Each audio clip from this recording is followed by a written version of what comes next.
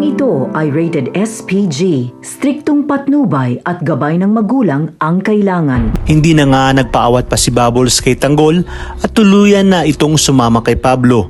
Kahit napapansin niya na unti-unti nang ipinapakita ni Pablo ang kanyang tunay na kulay. Ayon kay Bubbles, gagawin niya ito para kay Tanggol dahil ayaw niyang mawalan ng trabaho ang binata at baka tuluyan pa umano itong mapariwara. Maya-maya pa ay dumating na nga sa mansyon ng mga kabalyero sina Pablo na kasama si Bubbles. At nagulat nga si Bubbles nang ipakilala siya nito bilang kanyang girlfriend sa kanyang mamita. Nagustuhan naman ni Senyora si Bubbles dahil sa maganda nga ito. Ngunit magugulat si Senyora dahil hindi na napigilan ni Bubbles na sabihin na sa bar siya nagtatrabaho at doon siya nakilala ni Pablo na siya namang ikinagulat ni Pablo.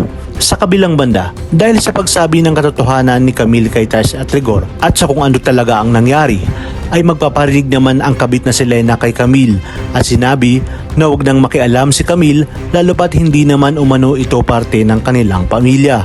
Ramdam ni Camille ang pagmamaliit na ginawa ni Lena sa kanya kaya mapapaisip na ito kung hanggang kailan niya mapagtitiisan ang buhay na kanyang pinili.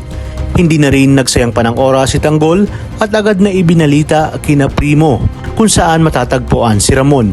Ngunit iginiit ni Amanda at Berting na kulang pa sila sa mga armas at baka ikapahamak lang nila ang kagustuhan ni Tanggol na makapaghiganti. Sinabi ni Tanggol na ayaw niyang sayangin ang pagkakataon at desidido nga siya na tapusin na si Ramon Montenegro at maipaghiganti na nga itong si Mokang. Kaya kung ayaw siyang samahan ng mga ito ay lulusob nga daw siyang mag-isa.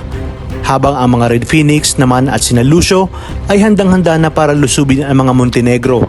Ayon kay Angkong, kinakailangan na walang matirang buhay sa mga Montenegro.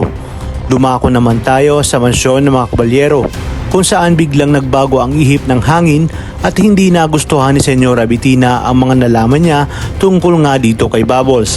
Kaya naman dito gagawin lahat ni Pablo ang lahat para makuha si Bubbles dahil batid niya nga na hindi ganoong kadali si Bubbles na makuha at idadaan niya ito sa persahan na di kalaunan ay magiging ugat ng matinding bakbakan nila Tanggol at Pablo.